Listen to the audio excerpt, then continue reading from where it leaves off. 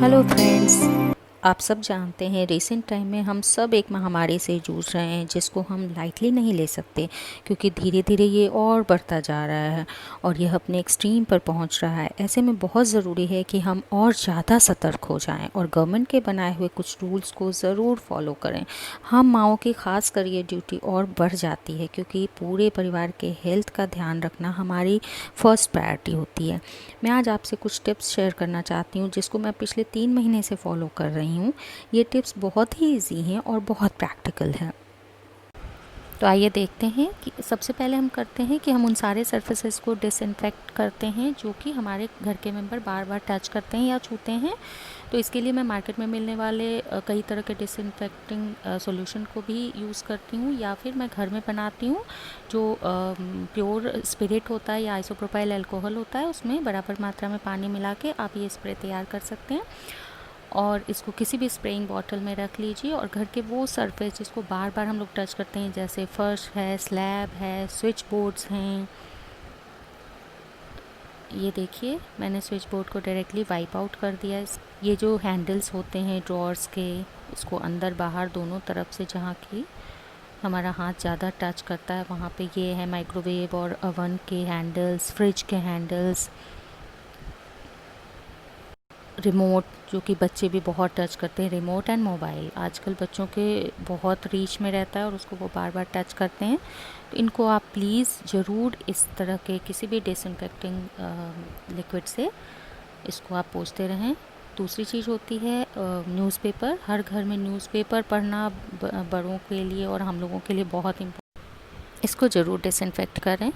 उसके बाद आप घर में हर जगह पे जहाँ पे बच्चों का रीच होता है वहाँ पे टिश्यू पेपर रखें, उसको वो इजीली यूज़ करेंगे। और उसको डस्टबिन भी आप घर के हर कोने में रखें, जिससे कि वो टिश्यू इधर उधर ना फेंकें और डायरेक्टली डस्टबिन में ही फेंकें। इसके अलावा आप कोशिश करें कि आपको कम से कम बाहर जाना पड़े। आप ऑनलाइन डिलीवरी ही मंगवाने की कोशिश करें। अगर जाना भी हो तो आप ज्वेलरी ज़्यादातर खोल के जाएं, क्योंकि मेटल्स में सबसे ज़्यादा इसका स्टेइंग आवर सबसे ज़्यादा होता है कोरोना वायरस का। और अगर आप ज्वेलरी नहीं खोलना चाहते हैं तो आप पॉजिटिवली ग्लव्स का यूज़ करें। इस तरह के सर्जिकल ग्लव्स मार्केट में मिलते हैं, इसको आप यूज़ करें और उससे ढक लें अपनी ज्वेलरी को। इस तरह के कैरी बैग को हम लेके जाते हैं मार्केट और आने के बाद उसको धुल के सुखा लेते हैं। आप कोशिश करें कि ऐसे स्लीपर्स या सैंडल पहने जिसको आप बाहर से आने के बाद धुल सकें और धूप में सुखा सकें। मास्क, कपड़े, इन सब को आप या तो तुरंत धो लें, नहीं तो कहीं अलग जगह पे रख लें। और मार्केट से जो सामान हम लाते हैं उसे इन्फेक्ट करना बहुत इंपॉर्टेंट है। इसके लिए हम गर्म पानी लेंगे, उसमें सिरका डालेंगे। विनेगर या सिरका आसानी से मिलता है, या आप सोडा भी डाल सकते हैं, बेकिंग सोडा। उसमें सब्जियों को थोड़ी देर रखते हैं, देन उसको निकाल के अच्छे से सुखा लें, फिर इसको फ्रिज में स्टोर करें। जिस तरह के कुछ इस तरह के पैकेट्स होते हैं जिसमें पानी जाने की संभावना नहीं होती है, उसको भी आप इस पानी में डाल सकते हैं।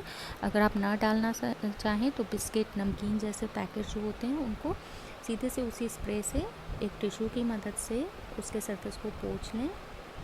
पोंछ के फिर आप ये देखिए, जैसे मैं इन भुजिया और बिस्किट्स के पैकेट को पोंछ रही हूँ, इसको पोंछने के बाद इसको आप ऐसे न रखें, बल्कि इसको किसी और अपने घर के डब्बों में या बॉटल में आप निकाल के फिर इसको स्टोर करें, जिससे बच्चे इस पैकेट को बार बार ना छू सकें। ये देखिए, मैं सारे ही चिप्स, बिस्किट, इस तरह की चीज़ों के जो स्नैक्स होते हैं उनको अपने घर के साफ डब्बों में निकाल लेती हूँ और फिर स्टोर करती हूँ, जिससे बच्चे बार बार इस तरह के पैकेट्स को छुएं ना। और इन सब बाहर से लाए हुए पैकेट्स को आप पॉजिटिवली डस्टबिन में ही डिस्पोज ऑफ कर दें। अब देखते हैं हम लोग जो बाहर से बेकरी के आइटम लाते हैं, जैसे ब्रेड्स हुए, फ्रोज़न आइटम, एक फ्रेश जिपलॉक पाउच में स्टोर करें या ब्रेड को ब्रेड के डब्बे में ही स्टोर करें। तो आज के लिए इतना ही। अगली बार मैं फिर से हाजिर होंगी अपने खास टिप्स एंड ट्रिक्स के साथ। तब तक के लिए बाय।